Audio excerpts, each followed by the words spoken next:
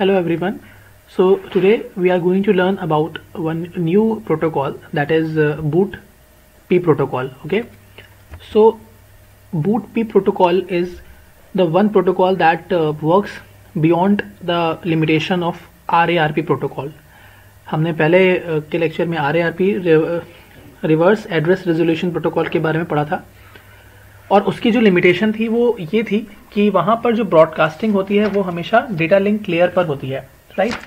तो उसमें क्या होता है कि अगर एडमिनिस्ट्रेटर के पास कुछ नंबर ऑफ सबनेट्स या सेवरल स्मॉल नेटवर्क्स हैं, उस केस में उसे हर एक सबनेट के लिए एक RARP सर्वर को रखना पड़ेगा।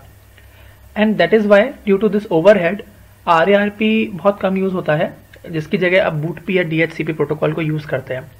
फिलहाल हम BootP प्रोटोकॉल की बात करते हैं, that is also called bootstrap protocol. Okay, so in bootstrap protocol और BootP protocol there is one client server scenario present, okay, because this is the client server protocol that designed to provide physical address to logical address mapping। इसके through हम एक physical address को accurate logical address तक map कर सकते हैं कि उसका लॉजिकल एड्रेस क्या है, राइट। BootP प्रोटोकॉल एक एप्लीकेशन लेयर प्रोटोकॉल है। यहाँ पर जो भी हमारा क्लाइंट या सर्वर वर्क कर रहा है वो एप्लीकेशन लेयर पर ही वर्क कर रहा होगा। As you can remember that जब भी हम OSI लेयर की बात करते हैं, OSI मॉडल की बात करते हैं, तो वहाँ पर हमारा जो क्लाइंट है वो सबसे पहले डील करता है एप्लीकेशन लेयर से ही, राइट।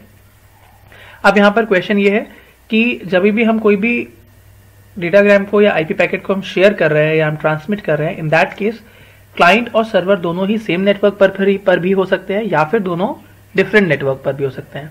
अब अगर हमारा क्लाइंट और सर्वर दोनों सेम नेटवर्क पर प्रेजेंट है तो उस केस में क्या होगा, उस केस में BootP जो मैसेजेस होंगे BootP प्रोटोकॉल के, वो सारे हमारे इनकैप्सुलेट होंगे UDP पैकेट के अंदर, और जो UDP पैकेट होगा वो इनकैप्सुलेट होगा एक IP पैकेट के अंदर। ओके, अब अगर हमारे दोनों ही क्लाइंट और सर्वर एक ही नेटवर्क पर प्रेजेंट है और हमने डेटा शेयर करना है, तो क्वेश्चन ये है कि जब हमें ना तो सोर्स एड्रेस पता है और ना ही डेस्टिनेशन एड्रेस पता है, तो हम कैसे उसको शेयर करेंगे, राइट। तो उस केस में क्या होगा कि जो हमारा क्लाइंट है वो यूज करेगा सारे ही zeros as the source address and all ones as the destination address. अब यहाँ पर जो भी हमारे एड्रेस के क्वाड्रेंट्स हैं उस साइज के हिसाब से नंबर ऑफ जीरोज डिसाइड होंगे और नंबर ऑफ वंस डिसाइड होंगे, राइट। देखो अब यहाँ पर client and server on the same network is given in the figure A part, right. अब यहाँ पर 3 सिस्टम है जहां से हमारा जो रिक्वेस्ट है वो सेंड किया जा रहा है, ठीक है। कोई भी एक सिस्टम सेंड कर सकता है रिक्वेस्ट जीरोज और 1 के फॉर्म में। अब BootP क्लाइंट से कहाँ जा रहा है, BootP सर्वर पर जा रहा है। सो इन दिस वे हम एक नेटवर्क पर ये डेटा शेयर कर सकते हैं। बट अब अगर हम बात करते हैं कि हमारा जो BootP क्लाइंट और सर्वर है वो दोनों ही हमारे अलग अलग नेटवर्क्स पर हैं which are connected through the internet, right.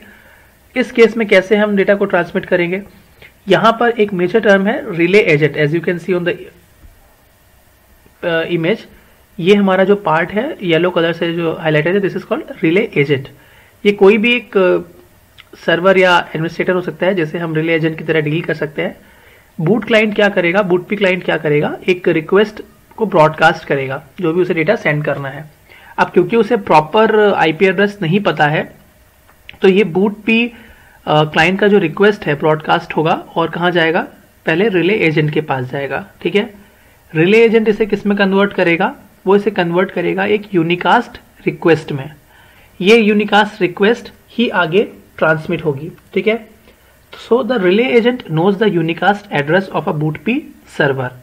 When it receives this type of packet, it encapsulates the message in a unicast datagram and sends the request to the BootP server। अब ये क्या करेगा, इस unicast request को relay agent server के पास transmit करेगा।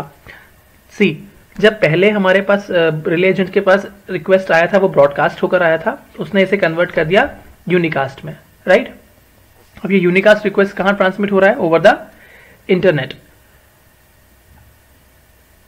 इस unicast request को कौन रिसीव करता है, BootP सर्वर रिसीव करता है, ठीक है। The BootP server knows the message comes from a relay agent. अब उसे पता है कि जो भी मैसेज मेरे पास आ रहा है वो एक रिले एजेंट के थ्रू आ रहा है, राइट। कैसे पता लग रहा है उसको ये चीज, क्योंकि जो हमारा रिक्वेस्ट मैसेज उसके पास आया है उसमें रिले एजेंट का IP एड्रेस भी गिवन होता है, the relay agent after receiving the reply, जब रिले एजेंट के पास वापस से एक रिप्लाई आ जाता है फ्रॉम बूटपी सर्वर, अब बूटपी सर्वर के पास आ चुका था रिक्वेस्ट, उसने रिप्लाई किसे किया, यूनिकास्ट फॉर्म में ही रिले एजेंट को रिप्लाई करा। अब रिले एजेंट क्या करेगा, रिले एजेंट इस डेटा रिस्पॉन्स को कहां भेजेगा, बूटपी क्लाइंट को भेजेगा। सो इन दिस मैनर हमारा ये पूरा सिनेरियो वर्क करता है, जहां पर रिले एजेंट का मेजर रोल है। ये हमें ध्यान रखना है कि जब भी बूटपी का क्वेश्चन आता है या बूटपी डिफाइन करने के लिए आता है, हमेशा हमें रिले एजेंट के बारे में बताना है कि रिले एजेंट क्या करता है, ब्रॉडकास्टेड रिक्वेस्ट को यूनिकास्ट रिक्वेस्ट में कन्वर्ट करता है, ठीक है। एंड यूनिकास्ट रिक्वेस्ट ही आगे बूटपी सर्वर पे जाता है और वहां से वापस से ट्रांसमिट होकर बूटपी क्लाइंट पर आता है। Okay, so this is one of the major concept in networking after ARP and RARP. And if the question is which protocol can reduce the limitation of RARP, the answer is BOOTP protocol. Okay, ये हमेशा ध्यान रखना है। और ये simple concept है BOOTP का, जिसमें आपको यही चीज बतानी है कि सेम नेटवर्क पर क्या होगा और अगर डिफरेंट नेटवर्क पर है तब डेटा कैसे ट्रांसमिट होगा। Okay, thank you.